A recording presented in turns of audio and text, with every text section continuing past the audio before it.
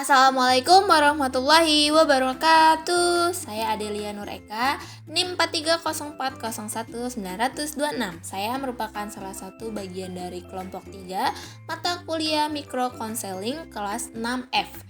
Di sini saya akan memberikan penjelasan mengenai teknik bertanya dan paraphrasing dalam konseling.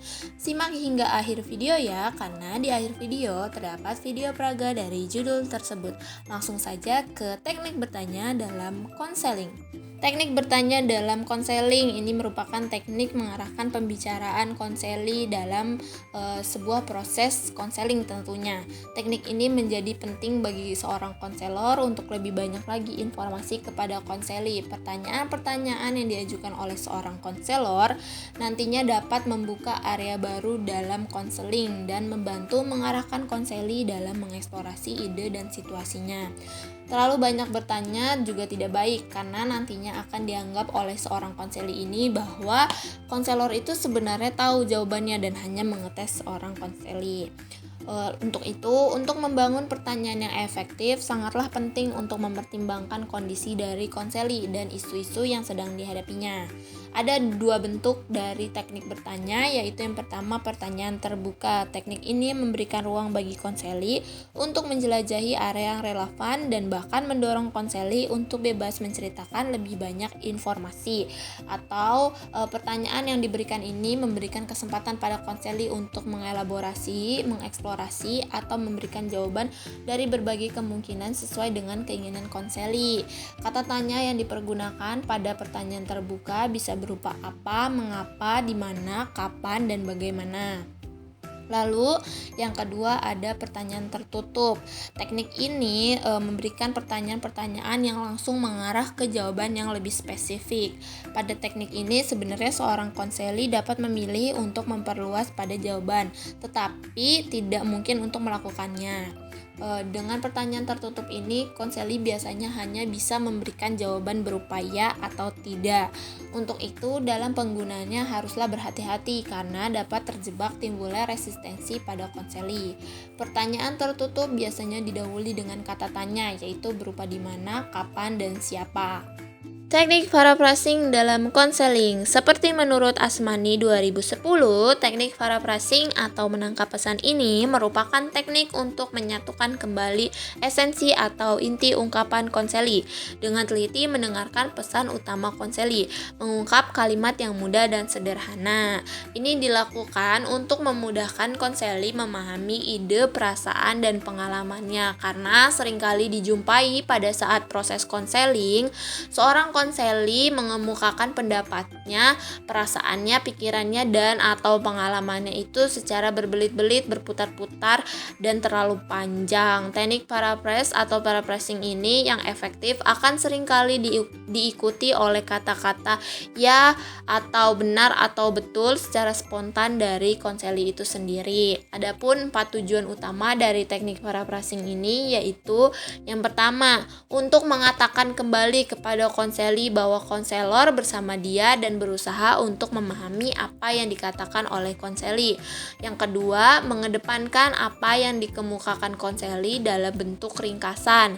Yang ketiga, memberi arah pada wawancara konseling. Dan yang keempat, pengecekan kembali persepsi konselor tentang apa yang dikemukakan oleh konseli.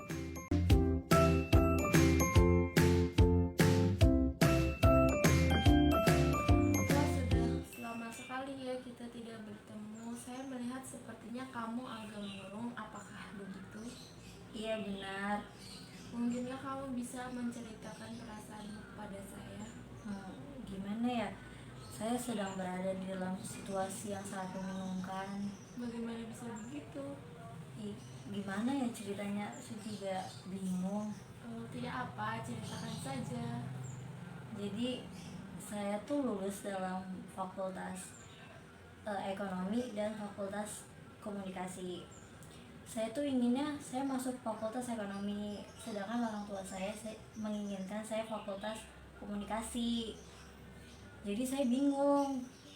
Akhirnya sepertinya saya ingin mengikuti keinginan orang tua saya saja.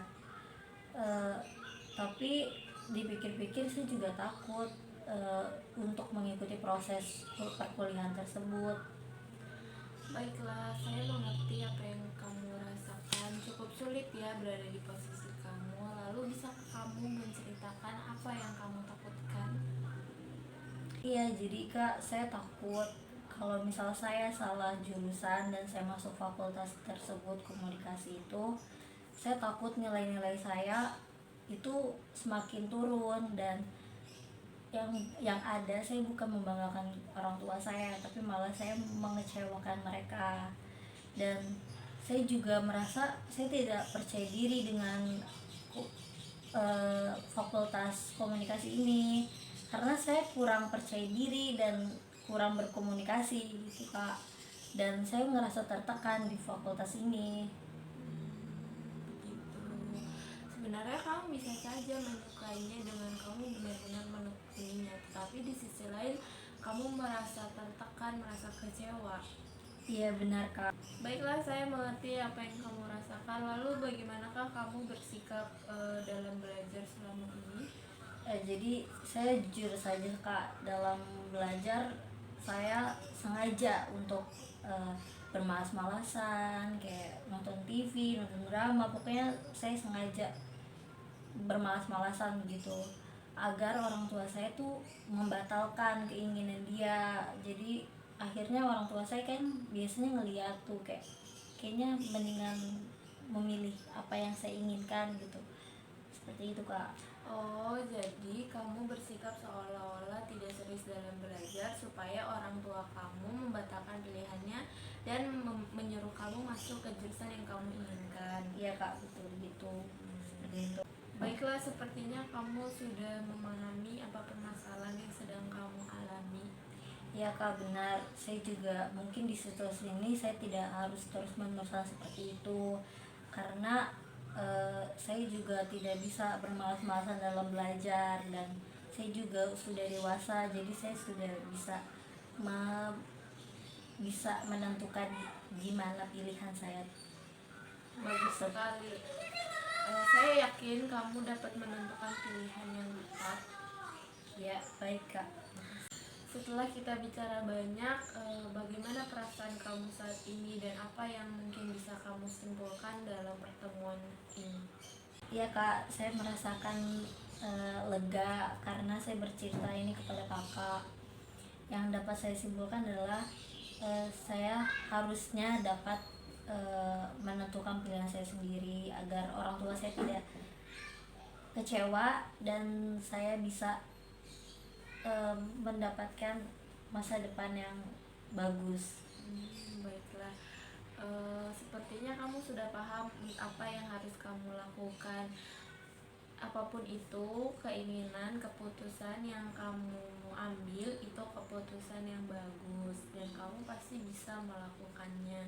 Ya, alhamdulillah Kak. Makasih Kak. Kalau begitu, apabila ada yang ingin diceritakan bersama, datang lagi ke saya, jangan sungkan. Ya Kak, baik. Dan video yang dapat saya tampilkan semoga bermanfaat. Kurang lebihnya mohon maaf. Wassalamualaikum warahmatullahi wabarakatuh.